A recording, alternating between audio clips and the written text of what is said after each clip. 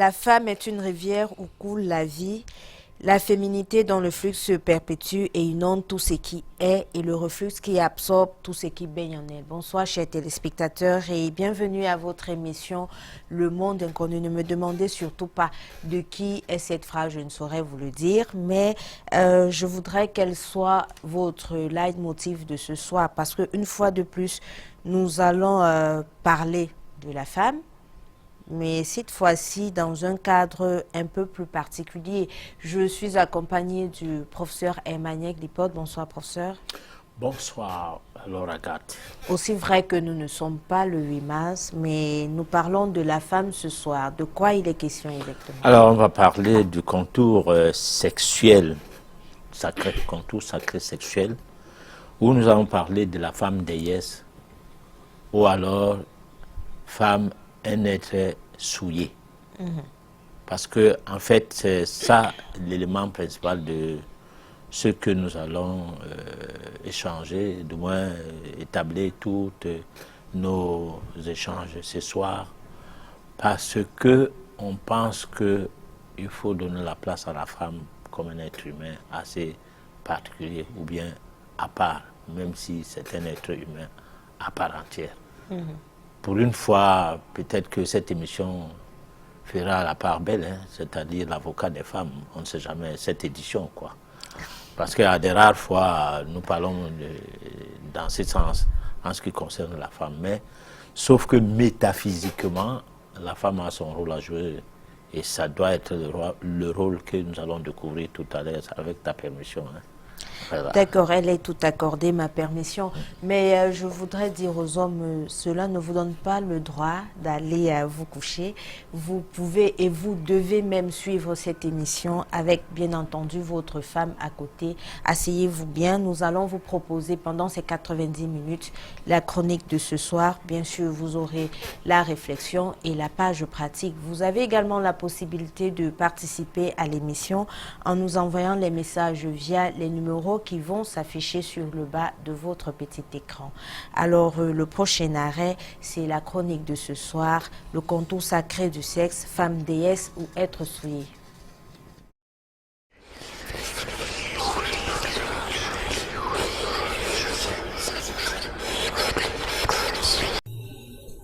La mystique du sexe, le contour sacré du sexe, deuxième partie. Femme déesse ou un être souillé. Le sexe, en principe, fait partie d'un ensemble de parties du corps concernant la reproduction de l'espèce au titre d'un organe de procréation. Par ricochet, on estime en même temps qu'il est un instrument de refoulement émotionnel, de jouissance charnelle, de recherche d'équilibre biologique, d'évacuation de la tension corporelle, de diminution de stress, d'amélioration de sommeil, de soulagement de douleur, etc. Mais qu'en est-il au juste? Parce que le sexe est une grosse énigme qu'il ne cesse de plonger tout le monde dans une situation d'énorme point d'interrogation. Toutefois, il faut noter la stupéfaction qui réside dans le fait de ressentir des sensations de l'autre de manière indescriptible. Car il est parfois question d'évaluer la virilité du mâle si vous êtes une femme dans les mouvements et frottements vaginal de la verge de ce dernier, créant ainsi un embrasement de sensations qui mettent occultement le dit couple en émoi. C'est un laboratoire occulte de l'alchimie mystique et mythique, outre un creuset de production des échanges des liquides internes sexuels. Chez l'homme, ces liquides sont le sperme et les spermatozoïdes. Chez la femme, les pertes blanches, le menstrues et d'autres formes de sécrétion, parfois externes. Toutefois, ceci entraîne de la matière à décrypter. Allons-y. Commençons par ce qui est de plus énigmatique. C'est que nous baptisons le contexte sacré du sexe de la femme. N'a-t-on pas souvent entendu dire que la femme est une rivière où coule la vie? Certes, elle est la féminité dont le flux se perpétue et inonde tout ce qui est, et en même temps le reflux qui abonde tout ce qui baigne en elle. Ce n'est qu'à travers elle que le sacré va faire naître une manifestation, produisant conséquemment la vie dans toutes ses dimensions. Tout se passe d'étape en étape, de manière évolutive, allant de l'état embryonnaire, le fœtus, jusqu'à la phase ultime, la procréation. La procréation est issue d'un processus dont le schéma en amont est le désir sexuel. C'est là un instigateur principal. Pourtant, la satisfaction d'un désir sexuel n'a rien à voir avec la procréation, si ce n'est qu'une sorte de farce dans le jeu existentiel. Mais c'est la première étape qui permet à ce qu'il y ait une procréation dans le sens normal. Toutefois, le seul but du désir sexuel serait d'assouvir le plaisir charnel. Mais il va sans dire que si cela était vrai, les bébés n'allaient jamais exister. Pour tout compte fait, le bébé peut arriver, plus ou moins malencontreusement, même si le plus important pour la majorité des gens qui s'accouplent, c'est d'obtenir cet équilibre par le plaisir qu'il en tire. La non-satisfaction du désir entraîne finalement des perturbations hormono-biologiques graves susceptibles de provoquer chez la plupart des gens des troubles divers, psychiques, mentaux et même physiques qui versent dans les maladies courantes, surtout celles du domaine cardiovasculaire. Malgré que la préoccupation majeure d'un grand nombre de personnes est de perpétuer l'espèce, il ne manque pas l'occasion d'acter sexuellement sous un fond d'égoïsme. Parce que luttant contre les bébés non désirés, certaines personnes sont contre l'appétence sexuelle qu'elles qualifient d'irresponsable. Ceci n'est qu'un comportement qui, de point de vue métaphysique, est à combattre. Soit qu'on fait l'amour spirituellement pour son évolution, soit c'est pour procréer et non un acte contre-productif à l'égard de l'amour. Il serait censé de savoir contrôler ses désirs tout en tenant compte du flux et du reflux des menstrues. La menstruation est un mystère du domaine occulte en rapport avec les déplacements de la Lune. Entre deux périodes de menstrues, ces déplacements influent les périodes de fécondité, d'ovulation et de stérilité. La connaissance de ce mouvement lunaire permet de faire facilement le choix du sexe de son bébé en cas de besoin. Alors, nous voici de retour sur le plateau du monde inconnu. C'était la première chronique de ce soir. Alors, professeur, moi j'ai envie de commencer par la fin de votre chronique. Les mouvements de la Lune, le cycle menstruel et le choix du sexe du bébé. Quel est le rapport qu'on établit entre ces trois éléments? Bon, alors, dans le jargon terre-à-terre, les femmes disent qu'elles ne voient pas la Lune. Souvent, surtout lorsque on parlait nos langues. Lorsque on parlait des règles régulières ou irrégulières, on parlait de voir la Lune. La Lune ici représente la période de 28 jours pratiquement que met un cycle pour retrouver ses règles, donc pour revoir ses menstrues. Alors cette période est cyclique, de tel point que la Lune obéit à 4 phases.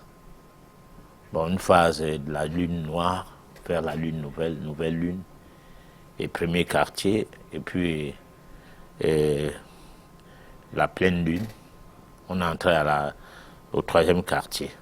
Donc ça fait pratiquement 3 phases. Et pendant ces 3 phases, on peut apprendre à comprendre comment fonctionne ce mouvement rythmique de la lune par rapport au menstru de la femme.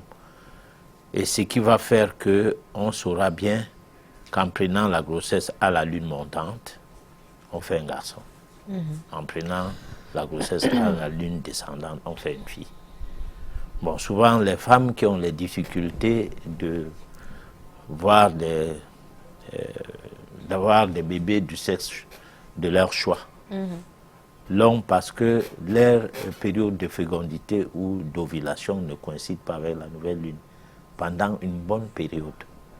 Et à chaque fois qu'elle prend la grossesse, elle prend toute la grossesse en période où la lune est descendante, et c'est les filles qui naissent, ou bien en période où la lune est montante, c'est toujours les garçons qui naissent. En règle générale, c'est cela. On n'a pas besoin d'aller voir Y en chromosome, X en chromosome mélangé en ci, en ça. Non, c'est aussi simple que ça, parce que c'est une méthode qui permet à certaines personnes d'avoir 100 femmes un garçon. Chaque fois qu'il est en nouvelle relation avec une femme, c'est un garçon qui sort. Bon, voilà. Alors, pardon, professeur, vous dites qu'en lune montante, on a un garçon. En lune descendante, on a une fille. Voilà. Alors, ce qui veut dire que les règles de la femme, les menstrues, c'est-à-dire le cycle de la femme obéit à un mécanisme mystiquement occulte. Alors, on ne doit pas s'amuser, ni la femme elle-même, moins encore les hommes ne doivent pas s'amuser avec cet aspect des choses. Mais, professeur, quelle est la symbolique lune montante, garçon, lune descendante, fille? Alors, parce que, est-ce qu'il y aurait, je vais dire quoi, une corrélation avec la lune descendante et le sexe féminin, une corrélation avec la lune montante et le sexe féminin? Vous répondez à la question, parce que c'est comme on peut demander la nature de Dieu, de l'expliquer. Quand on veut déjà expliquer certaines choses, on les explique scientifiquement, parce que là, ici, nous sommes dans la science occulte. La science, on dit science occulte, pourquoi? Parce que c'est une science qui, depuis des millénaires, a observé, a expérimenté et a obtenu des résultats qui sont partis de l'irréel vers le réel, qui sont partis de l'imperceptible vers le perceptible, qui sont partis de l'abstrait vers le concret, vers le tangible. Donc, c'est question de science occulte. On a le côté positif mâle, c'est la lune montante, le côté négatif femelle, c'est la lune descendante. C'est comme le yang et le yin chez les Asiatiques. Voilà. Alors, on va remonter un peu plus dans la chronique. Vous aviez fait allusion tout à l'heure aux différentes sécrétions. On a parlé du sperme, des spermatozoïdes, les pelles blanches et tout ce qui va avec. Alors, puisque nous sommes dans la mystique du sexe, nous sommes dans le cadre sacré du sexe, que représente donc le sperme, les spermatozoïdes et tout le reste dans ce cadre-là? Bon, il faut dire une chose. Comme je disais l'autre jour, je suis un vase vide. Tout se prépare. Je parie que dans le contour sacré du sexe, il fallait commencer par parler de ces choses. Mais si tu me le concèdes, parce que nous travaillons en équipe, on aura pour la prochaine fois à parler des hommes, parce que quand il va falloir parler de la masturbation, qui est beaucoup plus masculin, je sais que les femmes en font aussi, mais la masturbation des femmes et des hommes, c'est un peu différent. Nous aurons le temps de parler des liquides sexuels du côté mâle. l'émission d'aujourd'hui est essentiellement Féminine. voilà, parce que pour que ça ne nous prenne pas du temps et que je sois aguerri, parce que moi, je dis souvent, je suis un gobelet vide. Avant que je ne vienne à cette émission, alors on y met un peu de liquide, et puis c'est ça que je viens de verser ici. Et la prochaine édition, je fais la même chose pour un autre genre de liquide. Peut-être qu'aujourd'hui c'est l'eau, prochainement ça sera le vin, c'est pas moi quoi. Donc pendant qu'on parlait du vin, on va parler de l'homme. D'accord. Alors, professeur, qu'est-ce qui fait le caractère sacré chez la femme?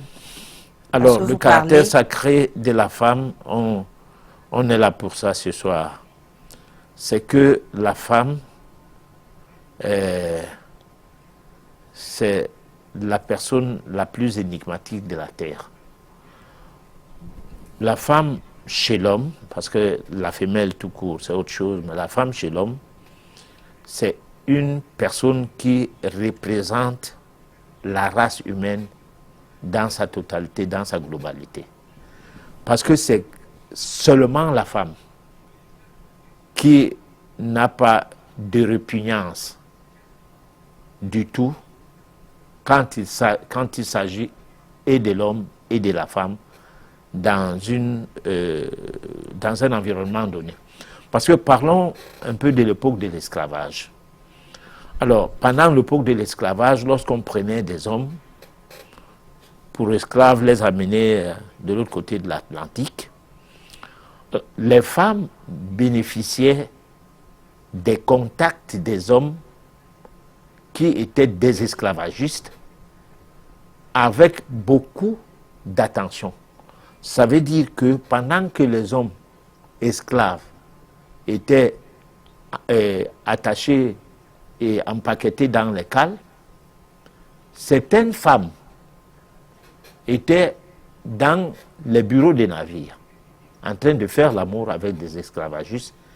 Et ceci se passait régulièrement, si bien qu'elles voyagent dans un contexte totalement différent du contexte des autres femmes, entre guillemets, celles qui n'ont pas été élues, des heureux élus, ou alors des autres hommes, ou des hommes tout court, qui, eux, étaient considérés comme de la bétail.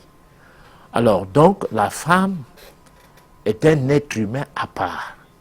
C'est la seule personne qui n'a pas de race, qui n'a pas de tribu, qui n'a pas de communauté, qui n'a rien que le fait d'être un être humain. C'est cette particularité qui fait que une Africaine peut se retrouver au Japon dans une famille, à gérer cette famille pour le peu qu'elle soit mariée. Parce que là, il y a déjà là un autre problème. Le problème de s'unir avec quelqu'un qui est d'un autre coin du monde. Alors, il y aura ceux qui ne sont pas mariés à elle qui vont la voir comme une tierce personne, mais la personne qui prend celle-là pour épouse va la faire intégrer dans sa famille, encore que s'il s'avère que c'est lui qui a le dernier mot dans cette famille, parce que non seulement il peut être qu'il soit l'héritier ou l'aîné ou quelqu'un qui a plus de moyens, où tout dépend de lui, c'est cette femme-là qui va gérer une famille, même si cette famille a plus de 12 garçons et plusieurs filles appartenant à un même père. Donc la femme est quelque part un être à part. Voilà. Alors, professeur, on a l'habitude de dire que derrière un grand homme se cache une grande femme. Est-ce que, parce que tout à l'heure, vous aviez dit que c'est un être à part, c'est la seule personne qui a, pardon, l'homme dans toute sa globalité. Mais est-ce que vous ne pensez pas que pour que la force, ou alors le pouvoir, ou la puissance de la femme se révèle, il faut nécessairement qu'elle soit accompagnée d'un homme, ou alors elle n'a pas besoin de cet homme pour faire émerger son pouvoir ou sa puissance, je ne sais pas. Non, la femme sans homme n'existe pas.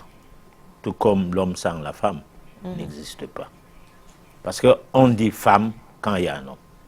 Sinon, c'est quelqu'un. Bon, on peut même dire c'est quelqu'un. Ou c'est quelqu'un.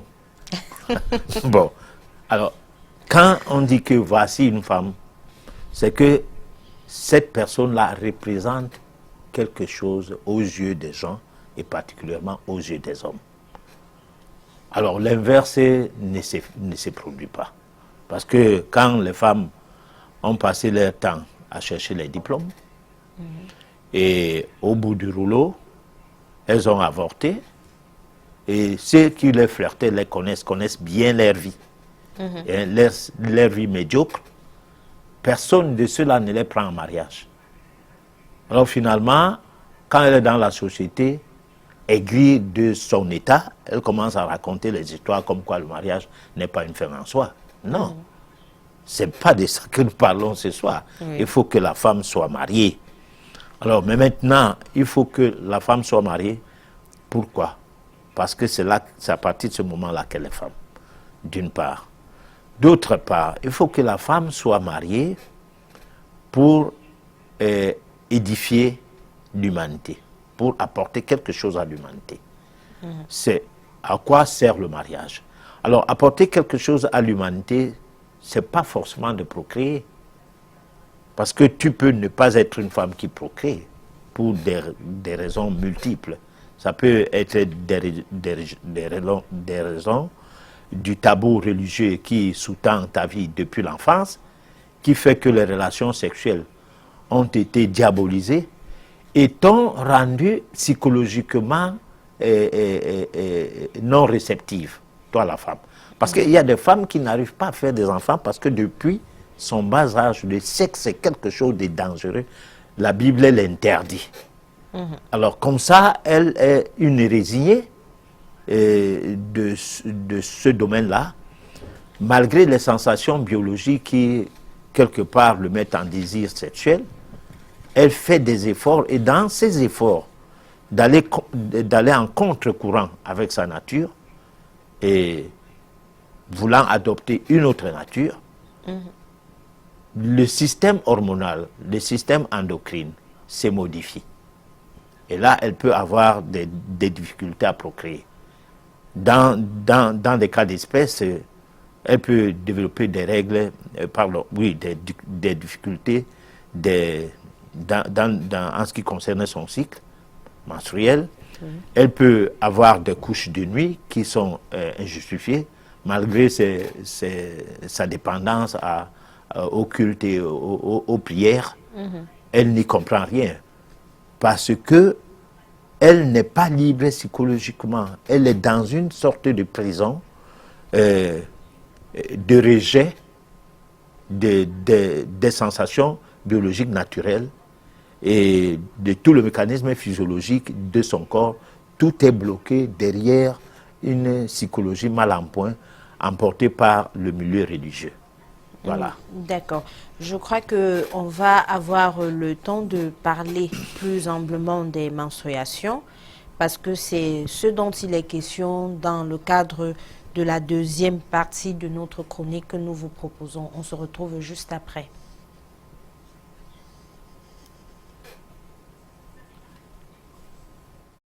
Femme, déesse ou la force du sang des menstrues. De la menstruation à l'union sexuelle, il y a des mystères que tout le monde ignore. C'est là parce que le couple homme-femme ne parvient pas à concilier les règles qui relèvent de lois occultes qui rejouissent leur nature.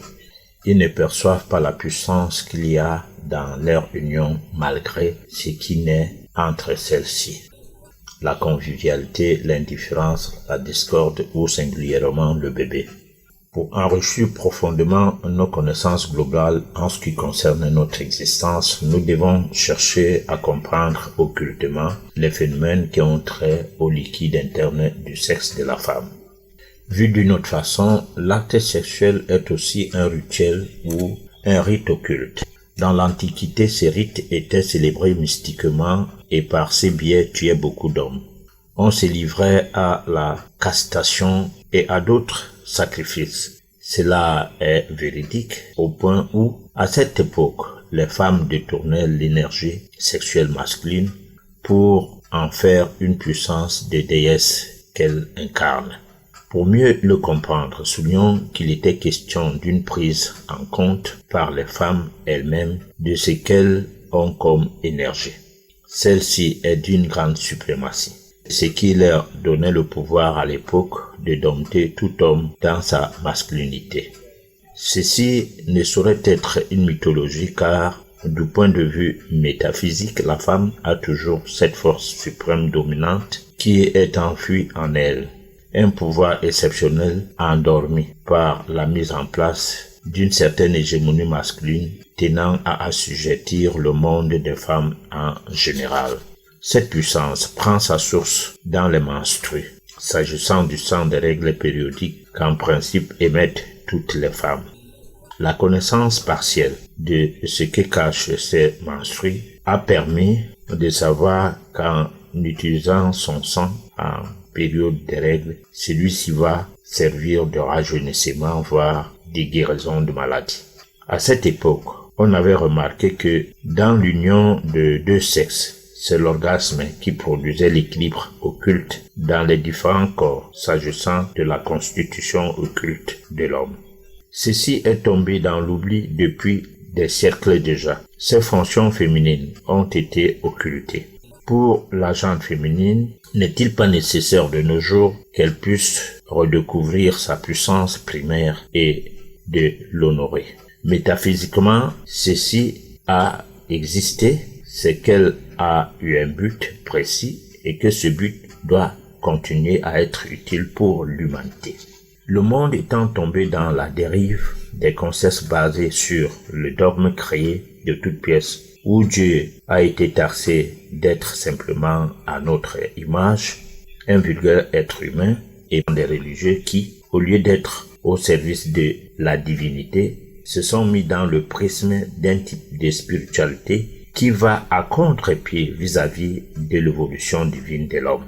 Ayant constaté que les femmes étaient de superbes entités, des déesses porteuses d'énergie créatrice, des êtres exceptionnels de toute la race humaine, les hommes ont créé des mouvements religieux.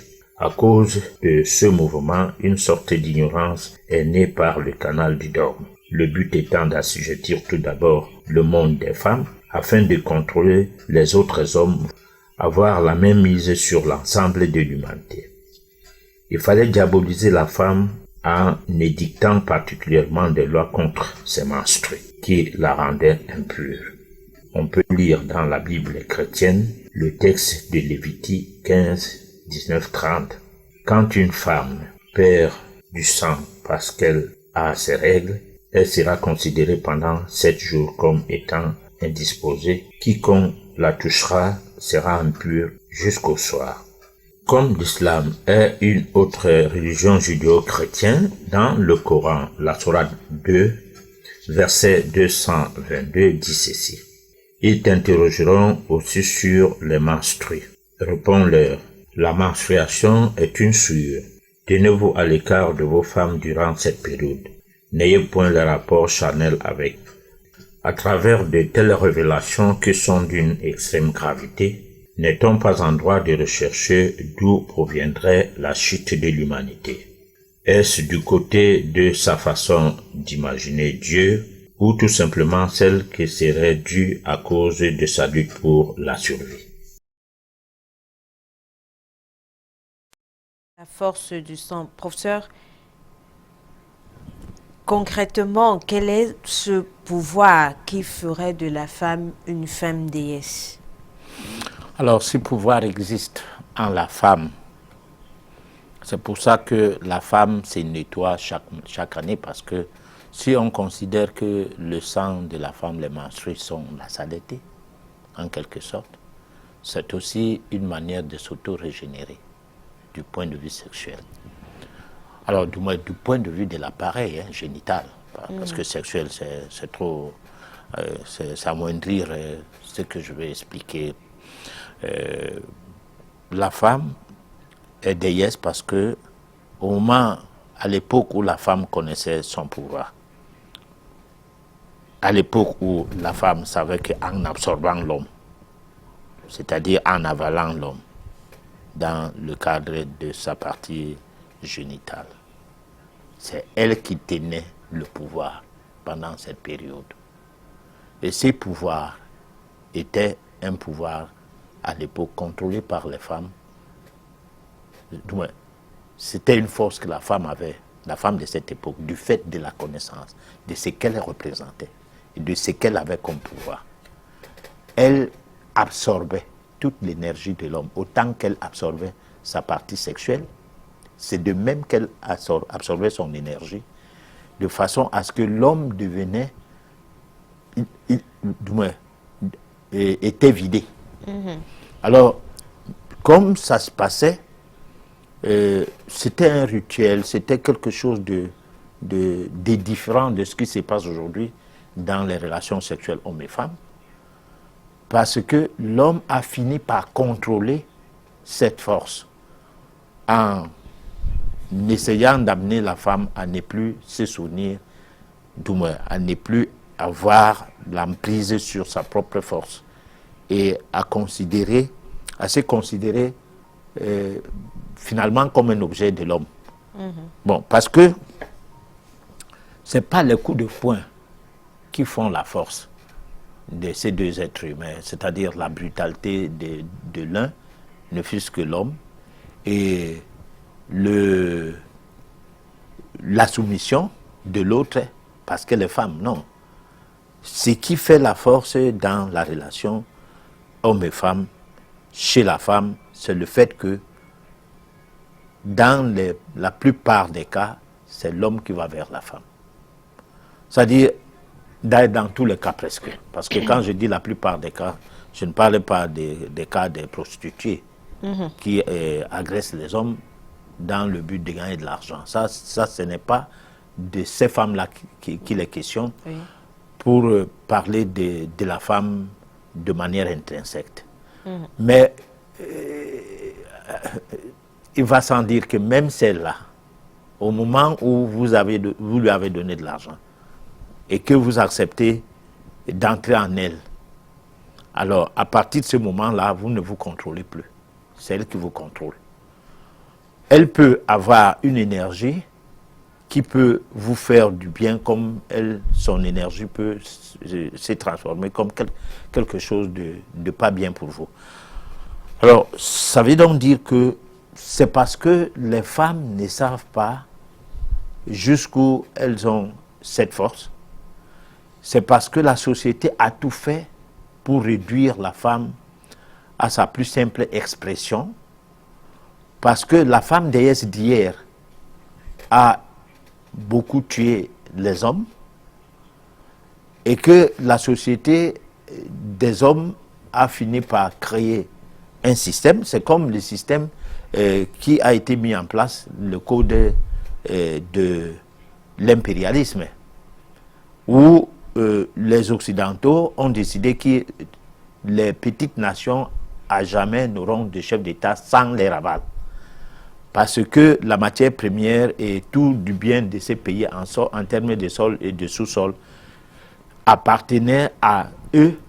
C'est la même chose que l'homme a décidé à un moment donné de contrôler le monde et que pour que cela soit possible, il faut d'abord contrôler la femme.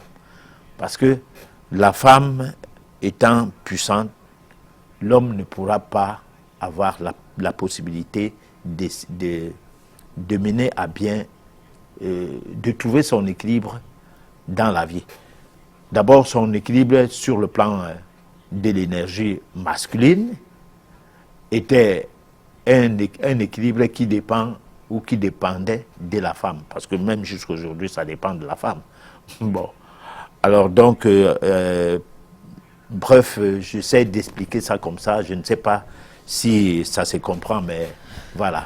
Alors, pardon, professeur, vous aviez, moi je voudrais savoir quel est le rapport que vous établissez entre la force dont il est question, alors dont il était question à une époque, et les menstruations aujourd'hui. Alors les menstruations sont cycliques et ça relève d'une forme de vibration et qui obéit à une condensation d'énergie qui se renouvelle. Comme ces serpents qui avalent sa queue, donc ceci forme un cercle dans lequel tourne l'énergie. Ça devient cyclique. Apparemment, on voit qu'on a perdu le sang, mais on s'est plutôt purifié. On peut dire aussi que on a émis une énergie qui peut être récupérée pour d'autres fins. Parce que ces sangs, on l'a dit lors d'une émission, je le disais ici, que lorsque une jeune fille ne sait pas qu'elle est en train de voir ses menstrues, qui va courir vers sa mère pour lui dire que « Maman, je me suis blessé parce que j'ai le sang dans l'habit, du bas de mon habit. » Alors, si on prenait ces sangs, ça guérit l'épilepsie. Je l'ai dit ici. Donc, si ça guérit l'épilepsie, ça peut guérir aussi d'autres maladies de la même nature. Alors, je ne veux pas dire des choses parce que nous sommes en émission publique. Nous ne sommes pas dans une salle des travaux d'éveil d'esprit concernant les menstrues, auquel cas on va commencer à les utiliser n'importe comment. Mais c'est une force qui, en de trop chez la femme,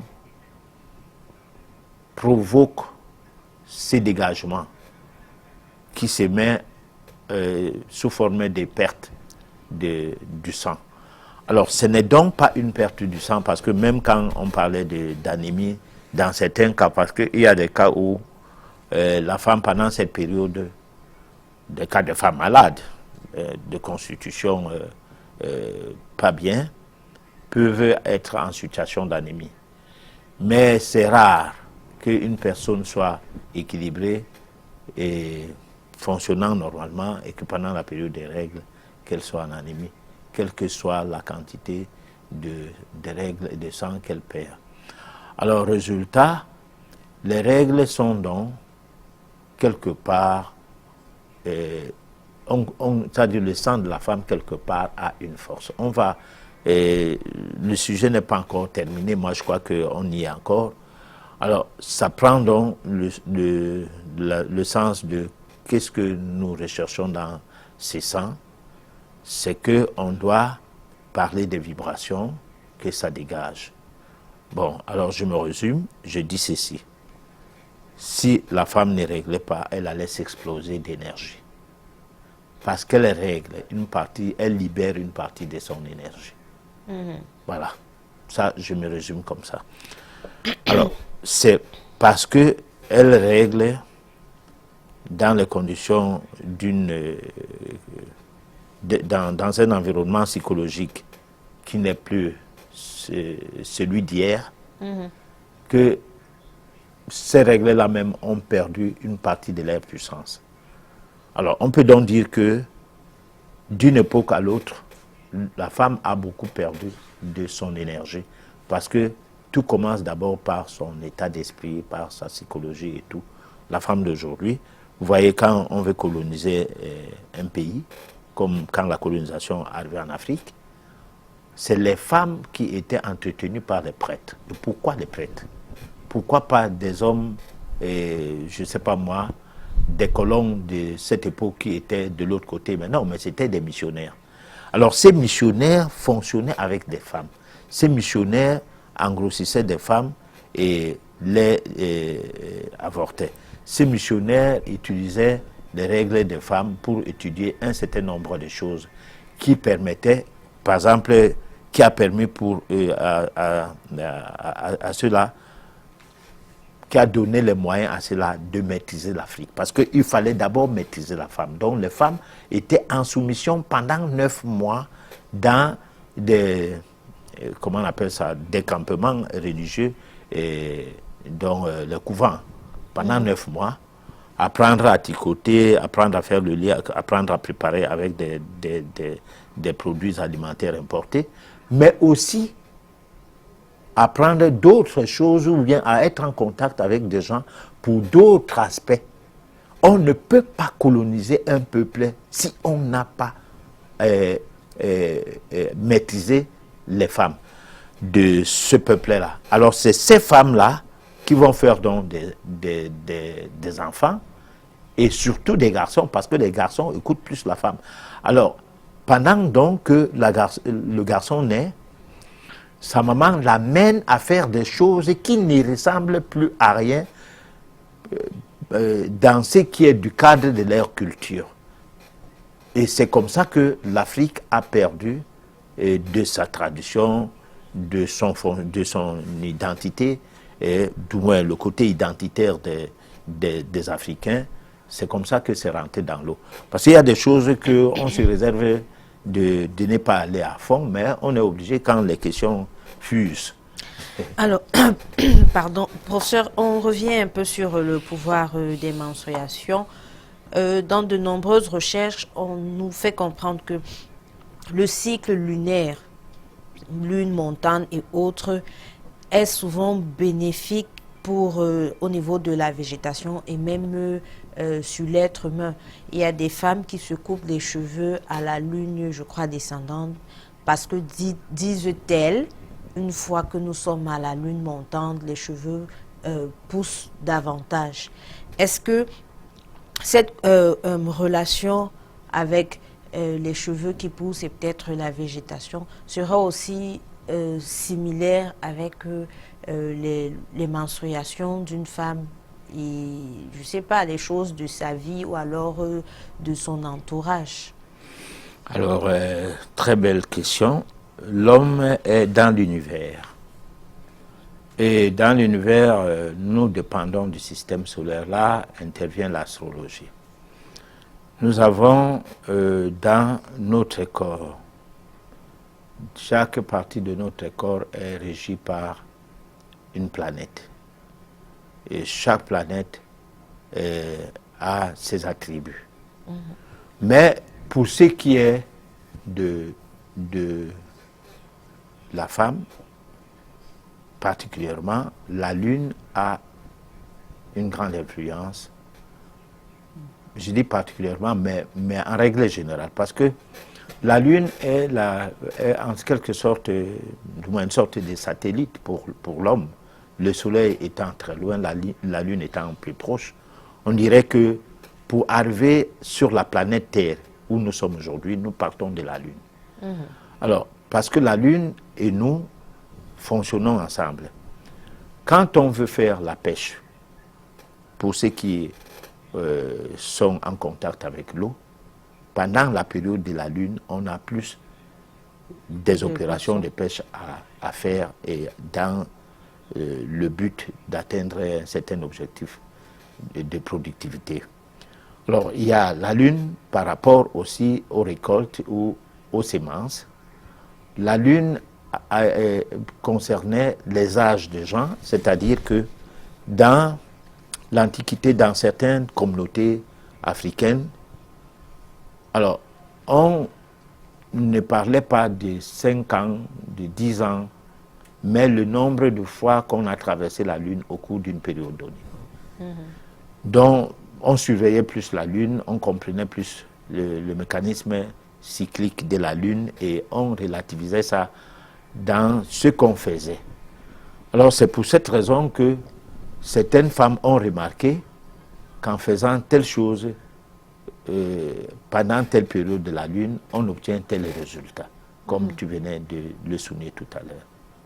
Mais qu'en est-il donc parce que vous aviez dit tout à l'heure que le cycle menstruel est similaire, autant pour moi, au cycle lunaire. Donc ça veut dire, je pense, que ça veut dire sûrement, je ne sais pas si c'est à vous de nous l'expliquer, que pendant, je ne sais pas, au niveau du cycle menstruel, à quoi équivaut la lune montante ou l'ovulation, la période féconde, je ne sais pas. Mais sûrement, il y aurait des choses qu'on pourrait avoir à cette période-là, tout comme on a beaucoup de choses lors de la lune montante. Non, j'ai commencé par expliquer avec la première question que la lune était en rapport avec le cycle de la femme de 28 jours. Parce qu'il y a des femmes qui font plus de 28 jours. Tout à fait. Mais ça varie entre 26 et 28.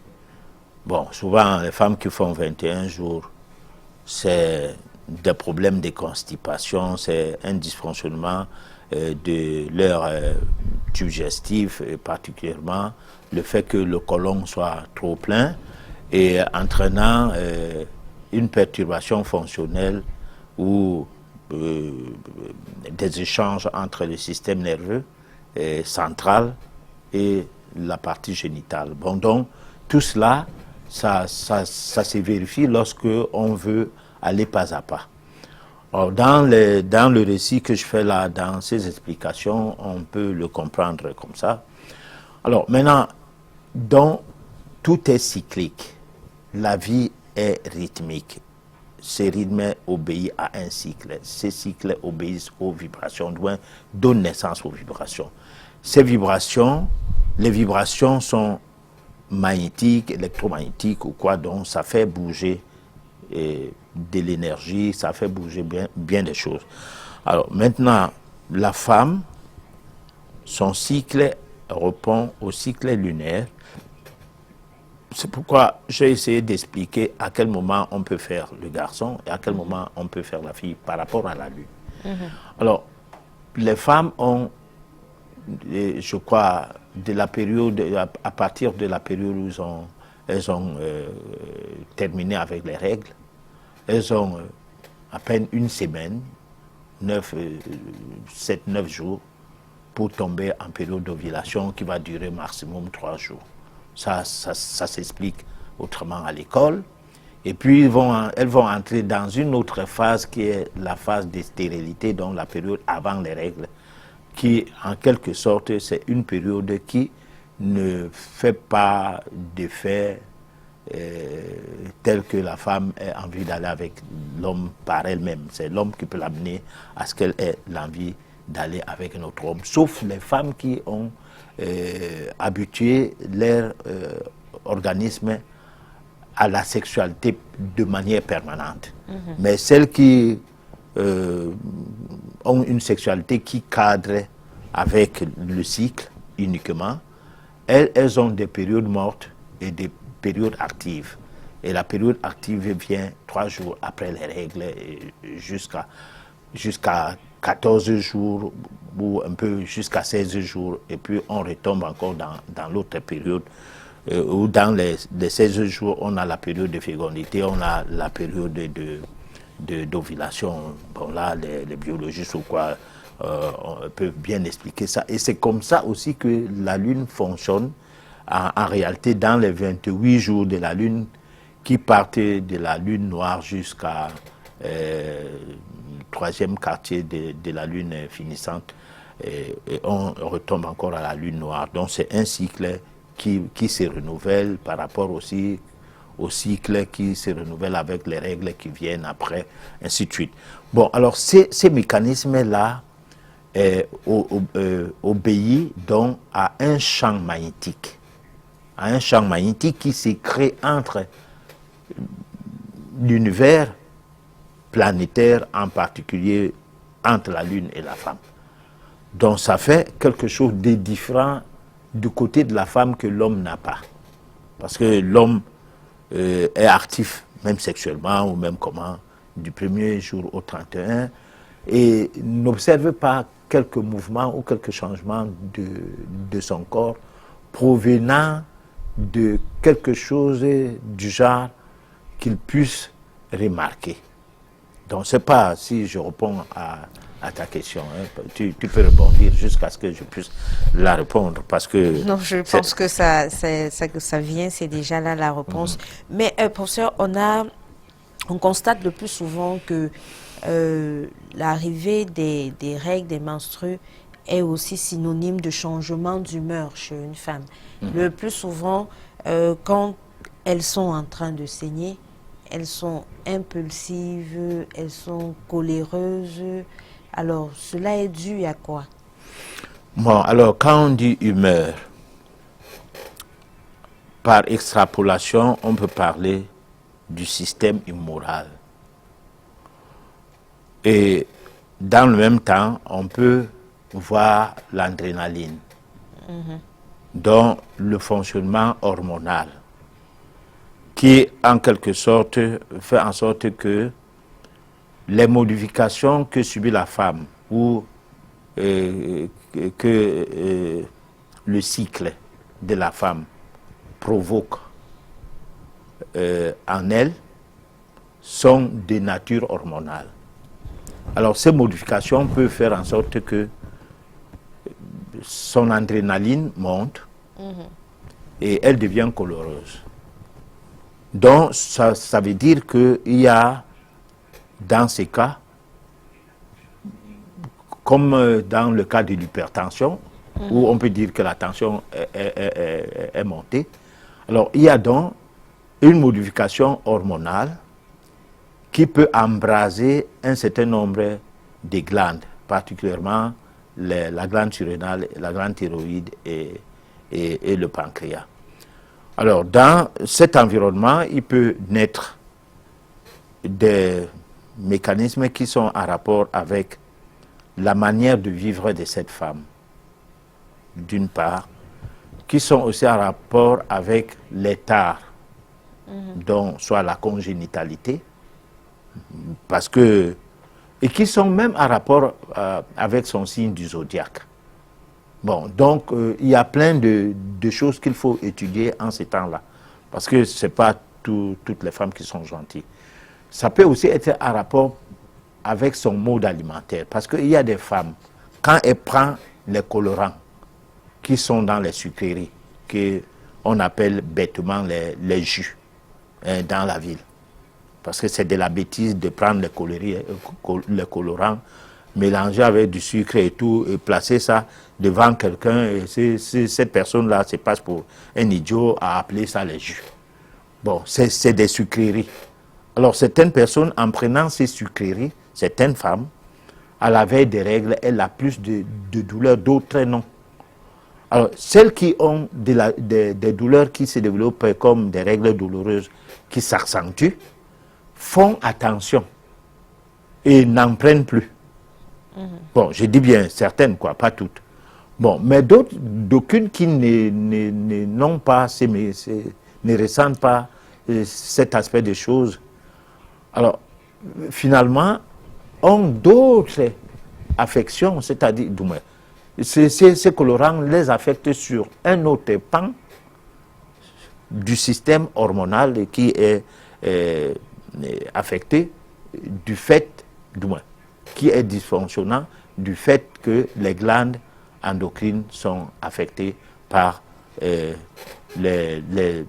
comment on appelle ça, les additifs alimentaires venant de ces colorants et qui sont extrêmement toxiques. Alors, professeur, vous nous avez dit que le cycle des menstruations, sûrement métaphysiquement, c'est un renouvellement, une régénération de la femme. Alors, si c'est renouvellement, si c'est régénération, c'est-à-dire nouvelle vie, pourquoi est-ce qu'on devrait à un moment souffrir pendant qu'on saigne, pendant qu'on se refait? Parce qu'effectivement, vous venez de parler des règles douloureuses et elles sont nombreuses qui souffrent de ce mal. Alors, les règles sont douloureuses lorsque on hormone mal. Prenons par exemple, si vous aviez des douleurs lorsque vous avez les règles douloureuses et que vous prenez une tisane qui a du fer, ça veut dire que des sels minéraux ou des oligo-éléments en grande quantité, comme le persil, en infusion. Pendant cette période, vous n'avez pas de douleur. Pendant la période des règles, pendant que les douleurs commencent, c'est-à-dire s'annoncent, vous commencez à prendre les infusions de persil. Pendant cette période que vous prenez les infusions de persil, ça change complètement, comme si vous étiez en train de prendre les anti-inflammatoires. Alors que les anti-inflammatoires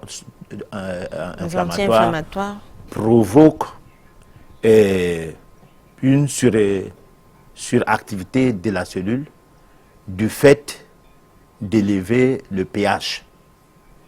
Bon, le persil, par contre, remet en place ce que vous perdez en fer dans le sang. Parce que là, votre sang, lorsque vous avez des douleurs, risque de perdre des éléments qui ne devraient pas être perdus dans le sang.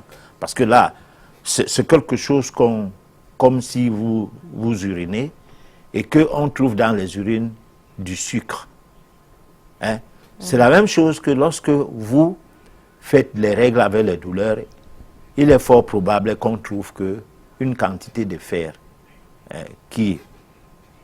parce que vous savez que c'est le fer qui fait la pigmentation du sang, qui fait que ça soit bien rouge, alors que cela soit plus éliminé, et c'est ce qui fait la douleur.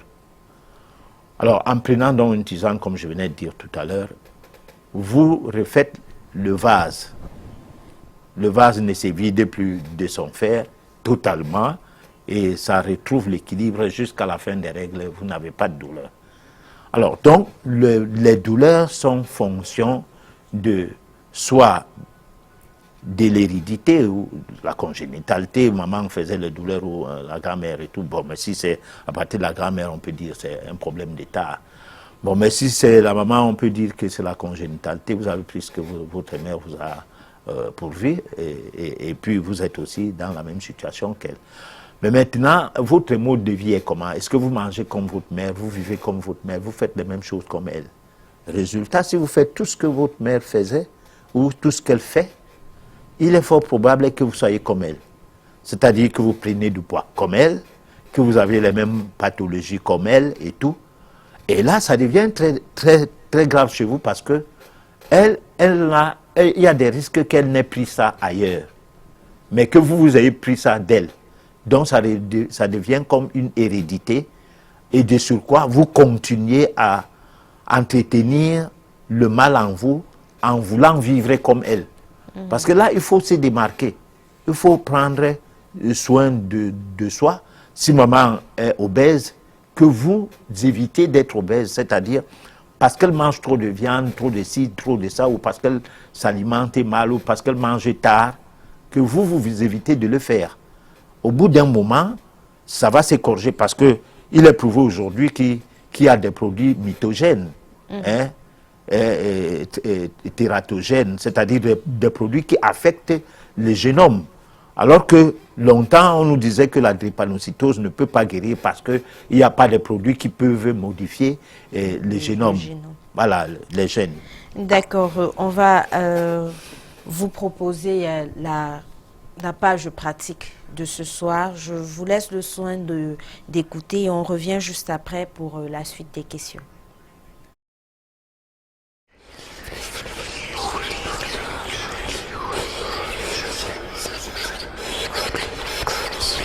Ce qui est intéressant quand même, c'est que le bio aujourd'hui, l'agriculture biologique, elle est labellisée. Elle est labellisée, ça veut dire qu'elle est contrôlée. Et souvent, le consommateur d'un produit bio ne sait pas qu'il y a un double contrôle. Il y a un contrôle où l'agriculteur est prévenu, alors il peut astiquer, je dirais, sa production.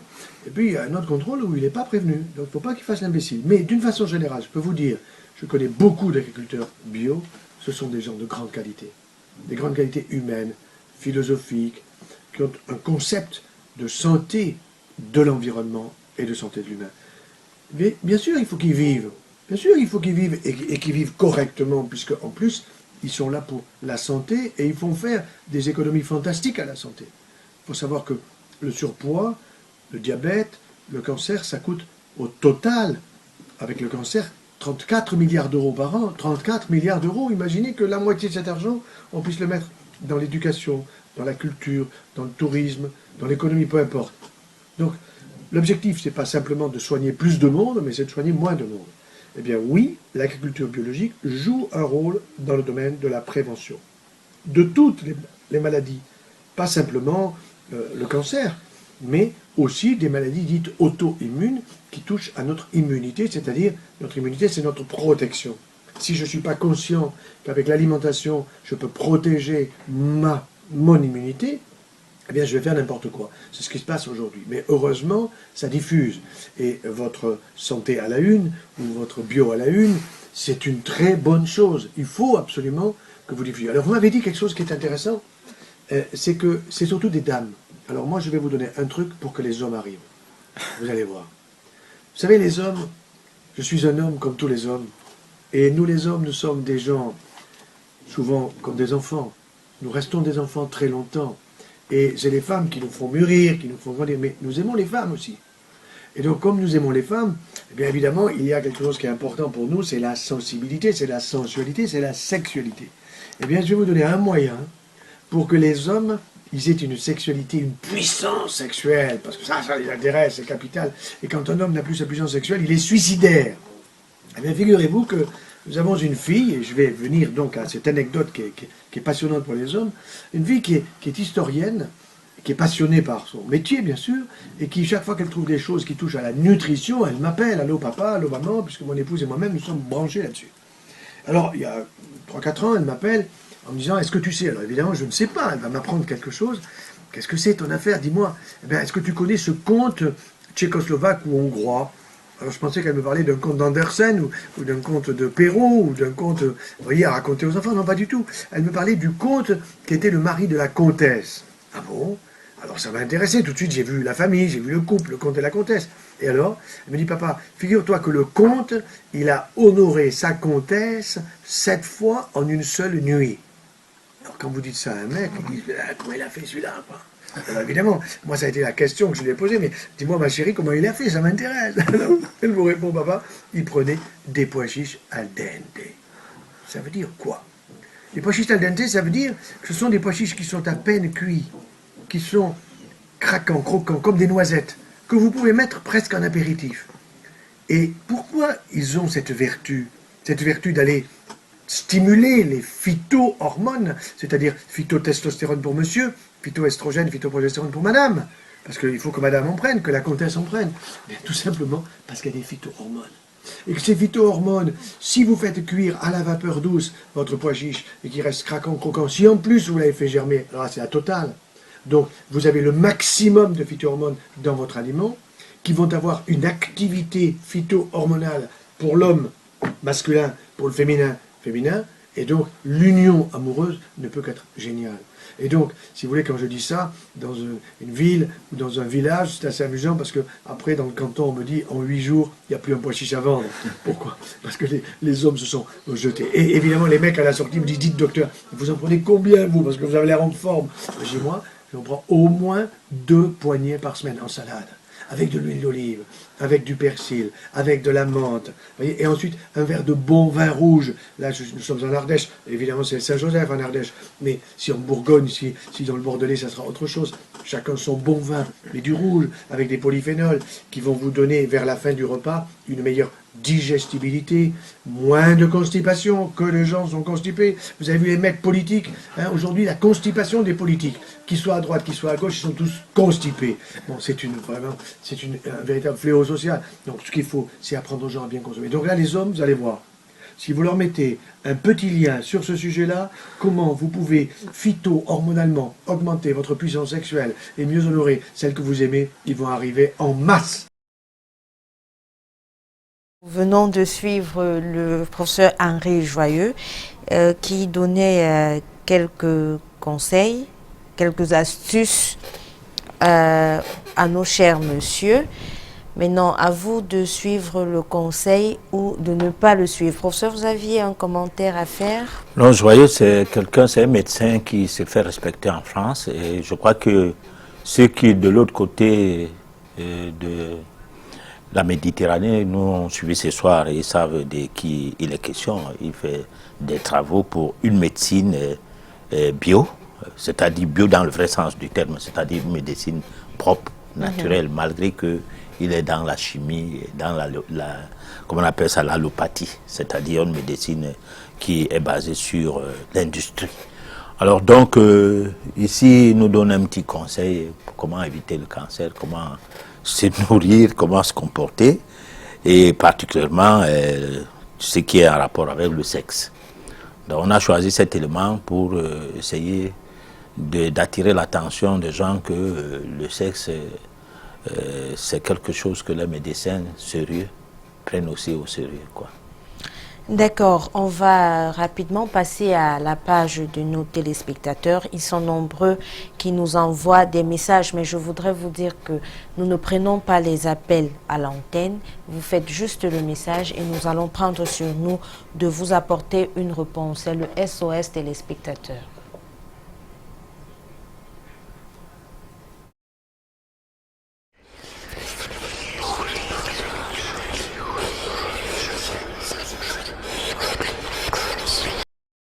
Alors, bonsoir professeur, s'il vous plaît, on entend souvent dire que le sexe de la femme regorge de la puissance. Est-ce vrai? C'est Henri qui nous écrit depuis.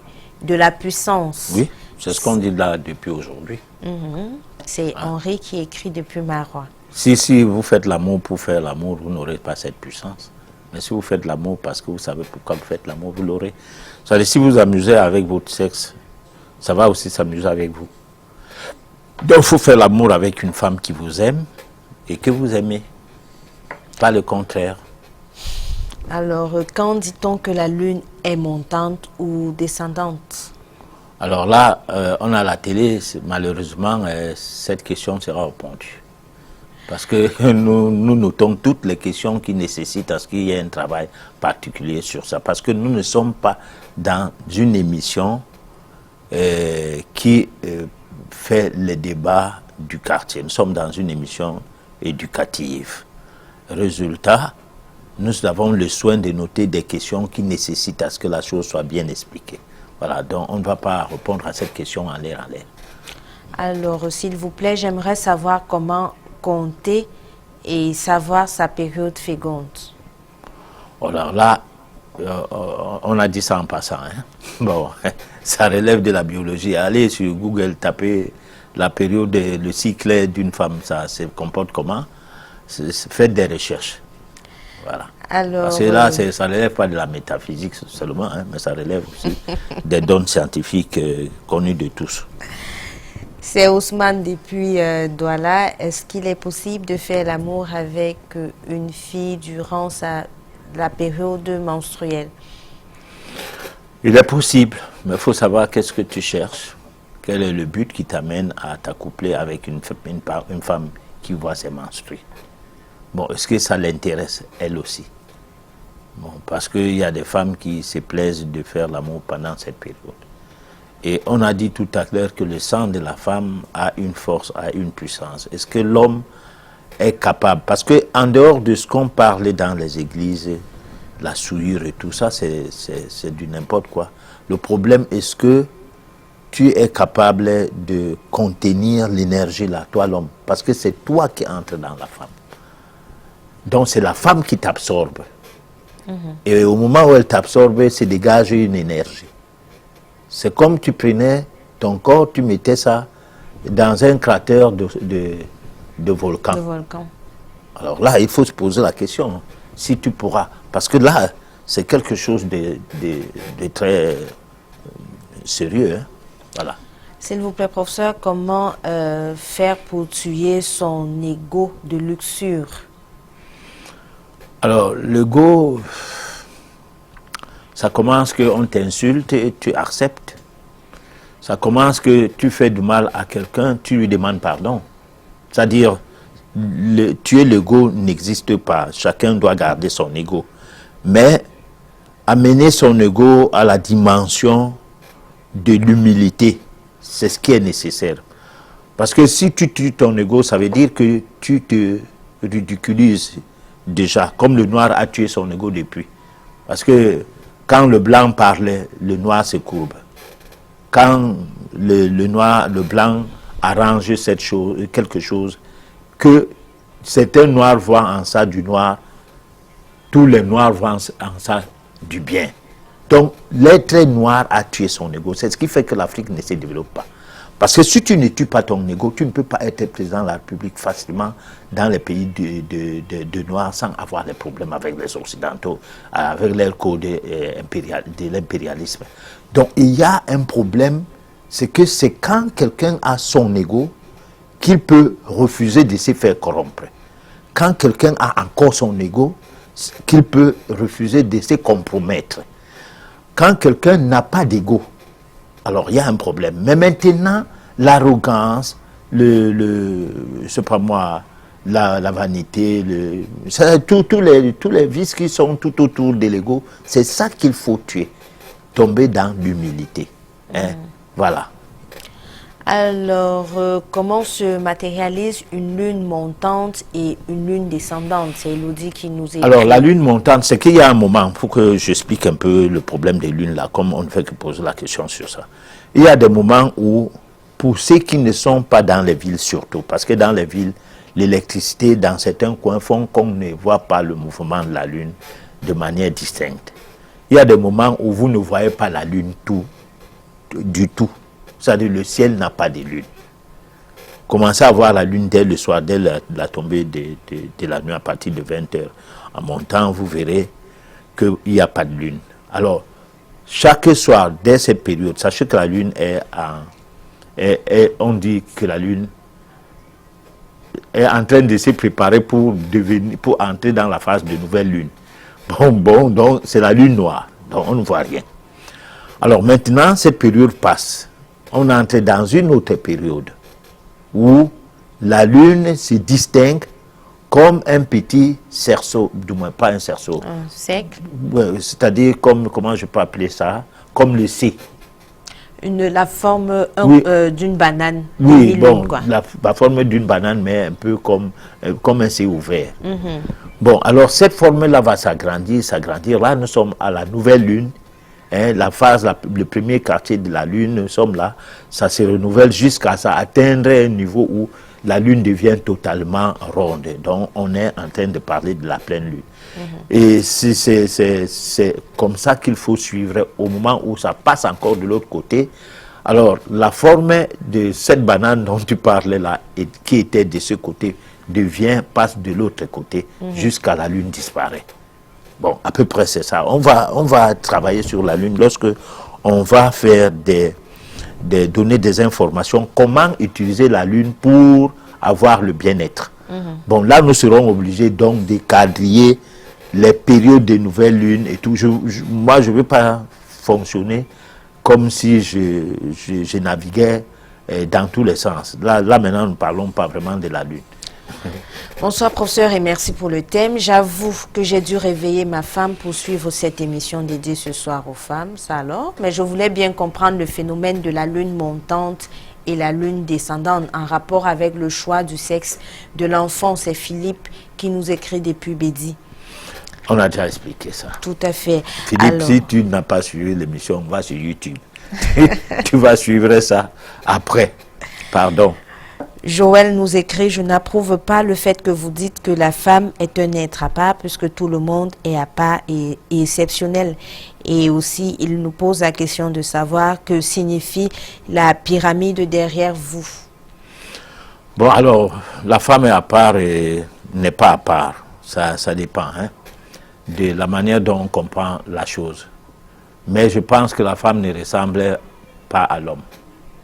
Parce que quand on fait la main comme ça, la main de la femme est un peu penchée. Quand on...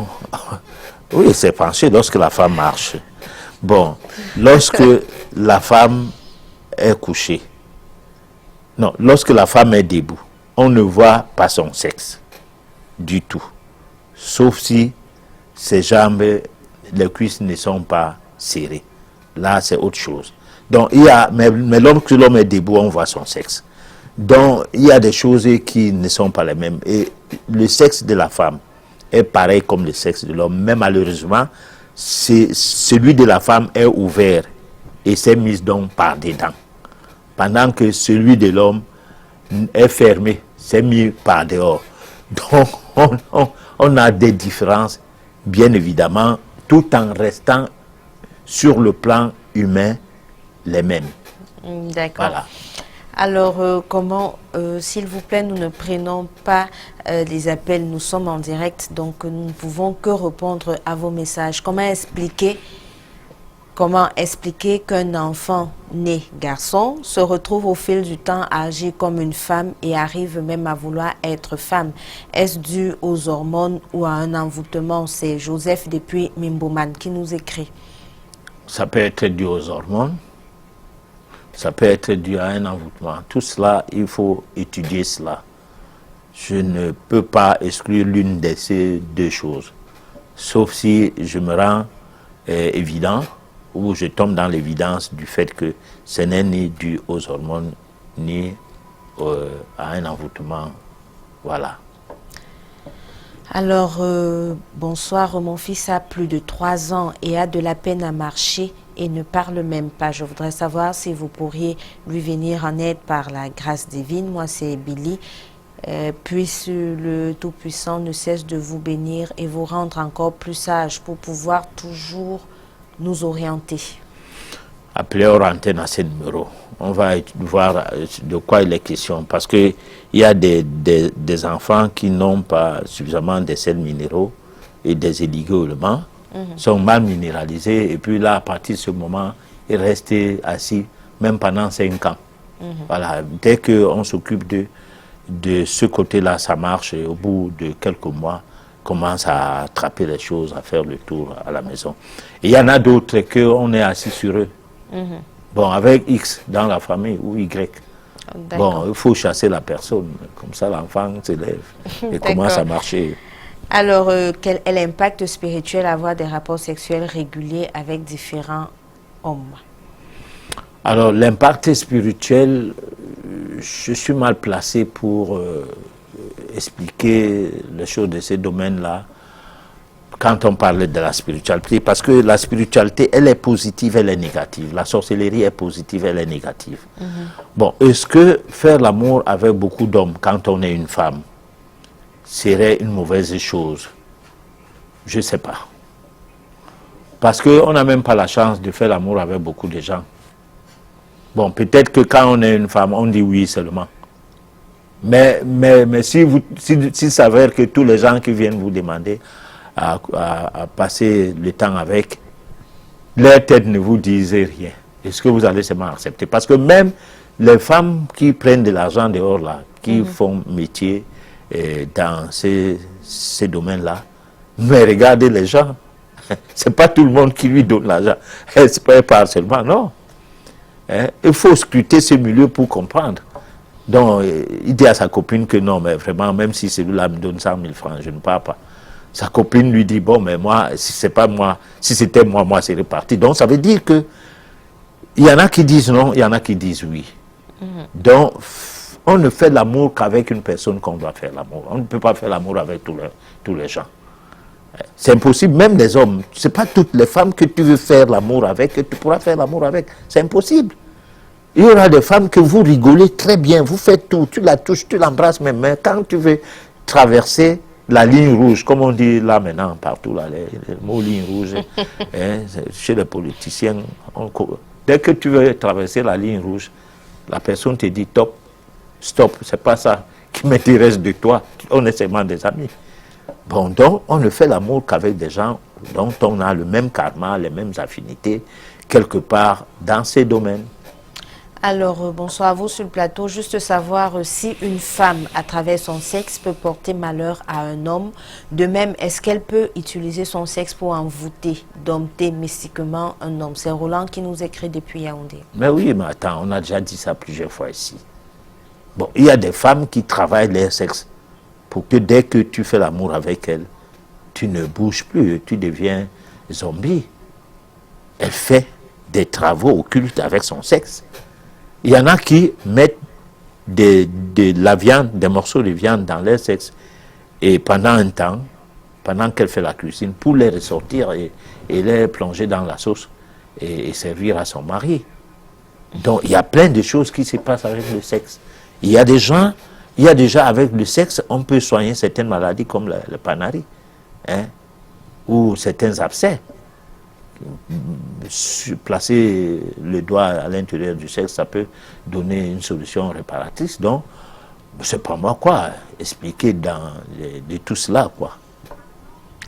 Alors, j'aimerais savoir comment une jeune fille peut-elle gérer le fait qu'elle a les pertes blanches et régulièrement mal au bas-ventre et le trouble menstruel régulier. C'est Charles qui nous écrit. Alors Charlotte, là, ça arrive. Comment elle peut gérer? Alors là, elle doit gérer. Hein. Ce qui arrive, il faut gérer. Parce qu'il faut se dire une chose, on n'a aucune éducation à la chose préventive. La médecine, l'école, l'université, tout nous apprend la maladie. On ne nous apprend pas la santé. J'ai déjà dit ça ici plusieurs fois.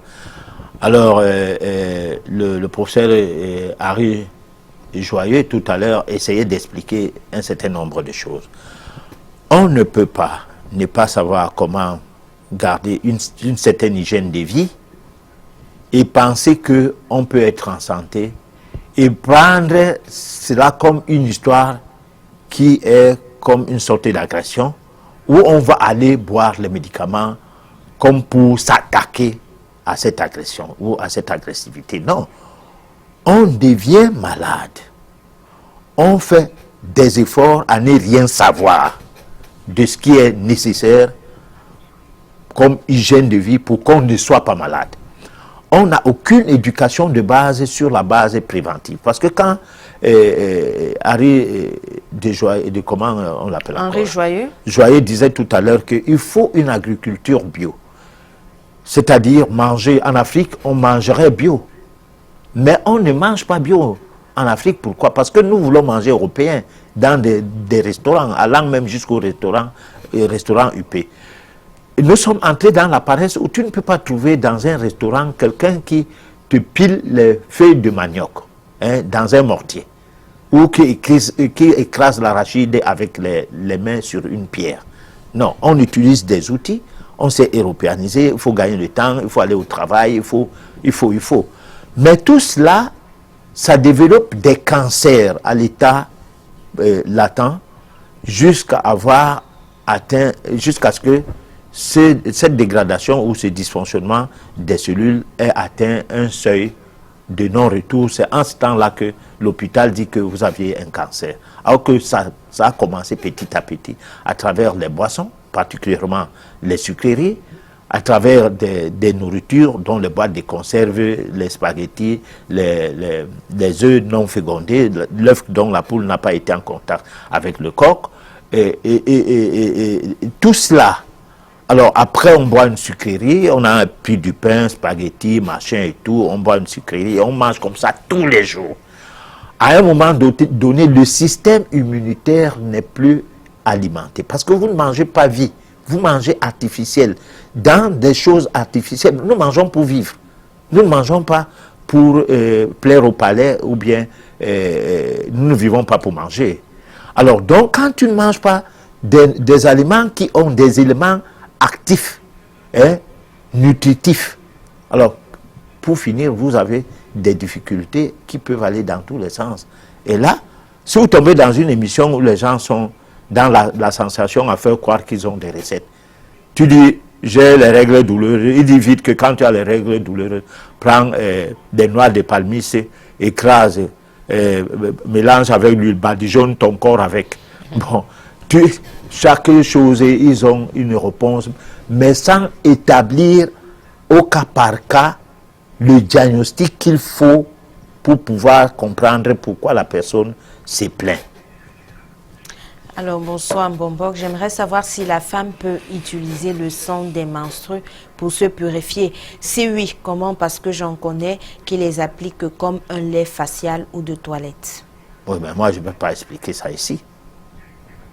C'est ça, j'ai dit aujourd'hui qu'il y a des choses. C'est comme l'autre jour, on me demandait que quand on est en face d'un albinos, qu'est-ce qu'on peut faire pour ceci, pour cela? Parce que les gens savent entendre parler des choses concernant les albinos. Est-ce que vous voulez qu'on vienne à l'antenne des télévisions commencer à parler de ces choses-là, même si c'est vrai? Non. Alors c'est ça. D'accord. Encore une question sur la lune montante et la lune descendante. Je crois que c'est répondu. Il y a nécessité de faire une émission là-dessus. Ouais. Alors, bonsoir au prof. Est-ce qu'on peut élever spirituel? Est-ce qu'on peut s'élever, je crois que c'est ce qu'il voulait dire, spirituellement en faisant l'amour à une femme mariée ou contracter une dette karmique? Alors, on a dit l'autre jour que le mariage n'est pas le fait d'établir un lien avec un homme sous un toit parce que cela se vérifie du fait de les voir là. Il y a des mariages basés sur l'adultère, c'est-à-dire que c'est une tricherie, c'est un faire semblant. Il y a des femmes qui voulaient le titre de dame, elle en a eu. Il y en a qui ont été obligés de se retrouver chez un homme. Par le biais de sa famille, elle a fui l'homme, l'a fatigué. Finalement, sa mère et son père l'ont imposé cet homme. Elle est là, mais elle n'est pas mariée. Tout mariage qui ne bénéficie pas d'une convivialité née par le fait d'une affinité est un mariage d'adultère. Donc, lorsque vous n'avez pas une relation fondée sur l'amour dans le sens vrai, lorsque c'est fondé sur la motivation ou certaines considérations, vous n'êtes pas marié. Alors c'est là où tu peux trouver que une femme, bien qu'elle soit mariée avec M. X, a son vrai mari avec M. Y. Et c'est là-bas son vrai mari, parce que c'est là-bas qu'il y a échange vibratoire qui amène à ce que chacun d'eux atteigne l'extase. Donc c'est un phénomène qu'il faut bien comprendre. Alors, est-ce une bonne chose de répandre le liquide séminal? De répandre ça partout sur quelqu'un? Sûrement, c'est en cas ce qu'il voulait d'arrêt dire. coït? Sûrement. Oh, mais c'est pas, hein, parce que ou bien la personne voit les films porno. Bon, parce que, bon, moi, c'est pas. Moi, il y a des choses que moi, je ne sais pas expliquer. Hein. Bon, parce qu'il faut que je les étudie, parce que moi, j'ai une tête vide souvent. Hein. Ouais, parce que si moi, je n'ai pas compris la question, c'est comme ça que je réponds. Bon, je ne sais pas qu'est-ce qu'il veut dire. En fait, peut-être s'il fallait reformuler, il veut sûrement poser la question de savoir si l'éjaculation serait une bonne ou une mauvaise chose. Hors du circuit où il doit rester, parce que l'éjaculation doit se faire à l'intérieur, pas à l'extérieur. Alors, hors de ce circuit, c'est qu'on a fait l'arrêt coït. C'est-à-dire, on a évité de faire le bébé.